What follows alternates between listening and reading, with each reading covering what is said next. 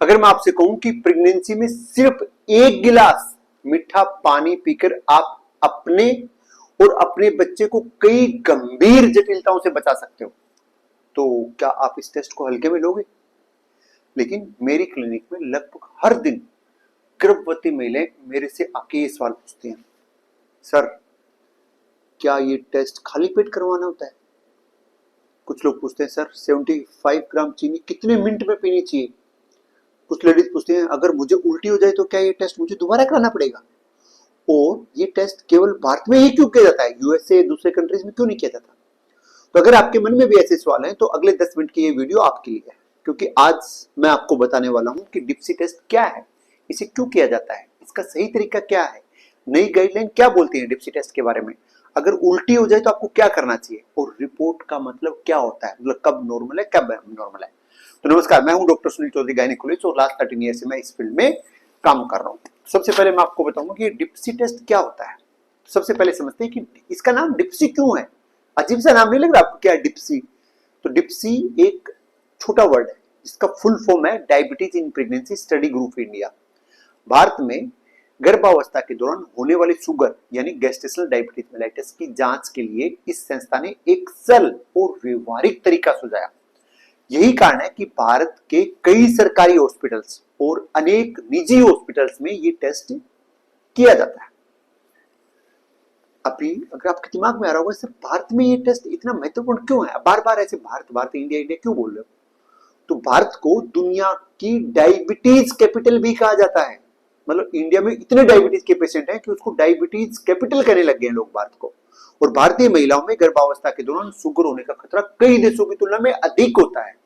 समस्या ये है कि अधिकांश महिलाओं में कोई लक्षण ही नहीं होता, लेकिन फिर भी शुगर बढ़ी हुई मिल सकती है। मैं प्रेग्नेंट लेडीज के बारे में बात कर रहा हूँ। और अगर समय पर इसका पता नहीं चले कि प्रेगनेंसी में शुगर हो और हमें पता नहीं चले, तो बच्चे का वजन बहुत ज्यादा बढ़ सकता है, टाइम से पहले डिलीवरी हो सकती है, सिजेरियन डिलीवरी की संभावना बढ़ सकती है, और जन्म के बाद आपके बच्चे का शुगर लेवल भी कम हो सकता है। इसके अलावा मां को भविष्य में टाइप 2 डायबिटीज होने का खतरा भी बढ़ सकता है। इसलिए भारत में यूनिवर्सल स्क्रीनिंग यानी लगभग सभी प्रेग्नेंट लेडीज की जांच करने पर जोर दिया जाता है कि सभी का ही टेस्ट करना है। That is must in India. Okay, अभी बात करते हैं कि डिप्सी टेस्ट कब किया जाता है।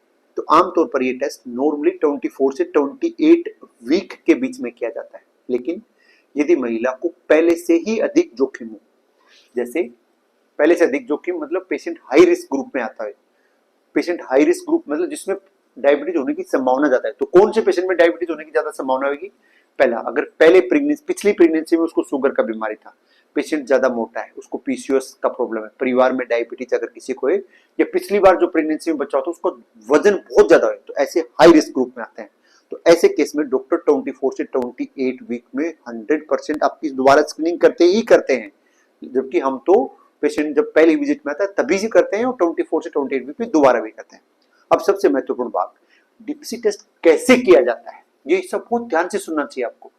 डिप्सी की 2021 संशोधित गाइडलाइन के अनुसार इस टेस्ट के लिए महिला को खाली पेट आने का रिक्वायरमेंट नहीं है। आप खाना खा के भी आ सकते हैं और भूखे पेट भी आ सकते हैं।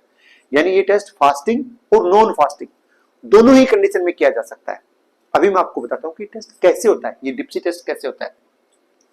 तो पहला कदम, महिला को 75 ग्राम एनहाइड्रस ग्लूकोज दिया जाता है। ये एक चीनी का एक टाइप आप ऐसे समझ लो, ये एनहाइड्रस ग्लूकोज दिया जाता है। यदि एनहाइड्रस ग्लूकोज उपलब्ध नहीं हो हॉस्पिटल में, तो प्रयोगशाला के मानक के अनुसार उसके बराबर मात्रा का ग्लूकोज मोनोहाइड्रेट उपयोग किया जाता है। ये था पहला कदम, मतलब वो आपको पीने के लिए देंगे। दूसरा, जो आपको पीने के लिए शुगर दिया जाएगा उसको 250 ml से लेके 250 से 300 ml पानी में उसको मिलाना है। तीसरा इंपॉर्टेंट बात करें तो पूरा ये जो घोल बना 300 ml में घोल बना पानी का, उसको विद इन 5 मिनट पूरा पी लेना है, 5 मिनट के अंदर पूरा पी लेना है। अगर वो पानी आप 30 मिनट में, 40 मिनट में या 1 घंटे तक धीरे धीरे पी रहे हो तो उसका रिपोर्ट सही नहीं आएगा। जितनी देर लगेगी टेस्ट की विश्वसनीयता उतनी ही प्रभावित हो सकती है। इसलिए नई डिप्सी की गाइडलाइन ये सलाह देती है कि ग्लूकोज का घोल लगभग 5 मिनट के भीतर समाप्त कर लिया जाना चाहिए। चौथी इंपोर्टेंट बात बताऊं तो ग्लूकोज पीना शुरू करने के समय से नहीं बल्कि पूरा ग्लूकोज पी लेने के बाद का समय नोट किया जाता है, और उसके ठीक 2 घंटे बाद वेन से ब्लड का सैंपल लिया जाता है और उससे ग्लूकोज का टेस्ट किया जाता है, वो सही रिपोर्ट होती है। अगर 2 घंटे के बाद ऐसे आप प्रिक करके ग्लूकोमीटर से टेस्ट कर रहे हो, दैट इज रॉन्ग रिपोर्ट। अभी कौन सी रिपोर्ट नॉर्मल है, कौन सी एबनॉर्मल है? यदि 2 घंटे बाद अगर आपका प्लाज्मा ग्लूकोज लेवल 140 मिलीग्राम पर डेसीलीटर या उससे अधिक आता है तो इसे गैस्ट्रेशनल डायबिटीज मेलाइटिस माना जाता है और आगे डॉक्टर उचित इलाज की योजना बनाते हैं। रिपोर्ट का अर्थ हमेशा आपके गायनिकोलॉजिस्ट पूरी रिपोर्ट को ध्यान में रखे हुए फिर वो डिसाइड करते हैं कि हमें अभी क्या ट्रीट करना है या टेस्ट दोबारा कराना है। अगर टेस्ट के दौरान अगर आपको उल्टी हो जाए तो क्या करना चाहिए? बहुत सारे पेशेंट मेरे से पूछते हैं, सर मैं तो जैसे शुगर पे मुझे तो उल्टी हो गई, अब बताओ क्या करना है? तो बहुत कॉमन सवाल है। अगर महिला ग्लूकोज पीने के तुरंत बाद या टेस्ट पूरा होने से पहले ही उल्टी कर देती है तो ये टेस्ट वैलिड नहीं होता है, वो रिपोर्ट गलत आएगा। ऐसी स्थिति में उसी दिन रिपोर्ट के आधार पर कोई डिसीजन हम नहीं ले सकते। डॉक्टर आमतौर पर किसी दूसरे दिन टेस्ट रिपीट करने की सलाह देते हैं, जबकि महिला और कब करेंगे? जब वो महिला ग्लूकोज को अच्छे से पी पाएगी। यदि बार बार उल्टी हो रही है पेशेंट को तो पहले उसकी वजह का इलाज किया जाता है कि उल्टी क्यों हो रही है, और उसके बाद सही टाइम पे टेस्ट को दोबारा रिपीट किया जाता है। अभी कुछ लोग मुझसे पूछते हैं, सर डिप्सी टेस्ट और ओजीटीटी टेस्ट में क्या अंतर है? तो महत्वपूर्ण बात, दुनिया के कई देशों में IADPSC/WHO आधारित 75 ग्राम ओरल ग्लूकोज टॉलरेंस टेस्ट किया जाता है। उसमें महिला को खाली पेट आना पड़ता है, फिर एक सैंपल खाली पेट लिया जाएगा, एक सैंपल 75 ग्राम शुगर पीने के 1 घंटे बाद लिया जाएगा, दूसरा सैंपल 2 घंटे के बाद लिया जाएगा। टोटल 3 ब्लड सैंपल लिए जाएंगे, किसमें? OGTT 75 में। जबकि डिप्सी के अंदर खाली पेट आने का रिक्वायरमेंट नहीं है और केवल एक ही सैंपल लिया जाता है, वो 2 घंटे के बाद लिया जाता है। यही इसकी सबसे बड़ी विशेषता है। इसी कारण ये भारत जैसे देश में अधिक व्यवहारिक माना गया है, जहां सभी महिलाओं को खाली पेट बुलाना हमेशा संभव नहीं होता है।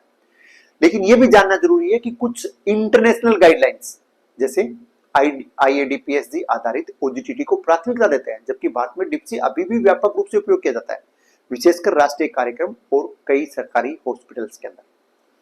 अभी मैं आपको आज के वीडियो की 5 बातें जो आपको कभी नहीं भूलनी चाहिए वो मैं बताता हूं। फर्स्ट, डिप्सी का मतलब है diabetes in pregnancy study group India, पहली बात। दूसरा, 2021 की डिप्सी की संशोधित गाइडलाइन के अनुसार ये टेस्ट फास्टिंग और नॉन फास्टिंग दोनों स्थितियों में किया जा सकता है, मतलब इसके लिए आपको खाली पेट आने का रिक्वायरमेंट नहीं है, आप खाना खा के भी आ सकते हैं। तीसरी बात, महिला को 75 ग्राम एनाइटस ग्लूकोज 5 मिनट के भीतर भीतर पीना होता है, ऐसे नहीं कि 30 मिनट 40 मिनट, 5 मिनट में वो खत्म करना है। और जब आपने खत्म कर लिया उस टाइम से लेकर 2 घंटे बाद वीनस ब्लड सैंपल लिया जाता है, वेन से ब्लड सैंपल लेना है। चौथी बात की बात करें तो यदि टेस्ट के दौरान आपको उल्टी हो जाए तो इस टेस्ट को सामान्यतः दोबारा करना पड़ता है, वो रिपोर्ट वैलिड नहीं होगी फिर।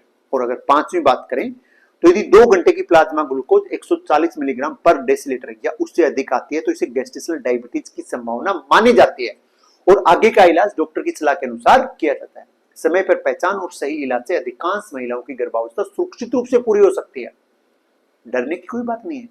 ओके, तो अगर आप गर्भवती हैं और अभी तक डिप्सी टेस्ट नहीं कराया है तो अपने डॉक्टर से जरूर पूछिए कि आपकी प्रेगनेंसी में जांच कब करानी है, अपने डॉक्टर से जरूर डिस्कस करें। आप कमेंट में डिप्सी डन जरूर लिखिए और बताइए क्या आपका टेस्ट हो चुका है या अभी होना बाकी है। अगर आज की इस वीडियो से आपने कुछ नया सीखा हो तो इसे हर गर्भवती महिला तक जरूर शेयर कीजिए, क्योंकि गर्भावस्था में शुगर की समय पर पहचान मां और बच्चे दोनों की गंभीर जटिलताओं से बचा सकते हैं। अगली वीडियो में हम विस्तार से बात करेंगे गैस्ट्रेशनल डायबिटीज होने के बाद क्या खाना चाहिए, कौन सी चीजें खानी है, किन से बचना है और क्या केवल डाइट में सुधार करने से शुगर कंट्रोल हो सकती है। तब तक आप अपना ध्यान रखिए, स्वस्थ रखिए। हम अगले वीडियो में जरूर मिलेंगे। और अगर आज के वीडियो में आपको एक भी चीज अच्छा सीखने को मिला है तो वीडियो को जरूर लाइक करें, चैनल को जरूर सब्सक्राइब करें। अगर आपकी दोस्त कोई भी प्रेग्नेंट है उसके साथ ये वीडियो जरूर शेयर करें। नमस्कार।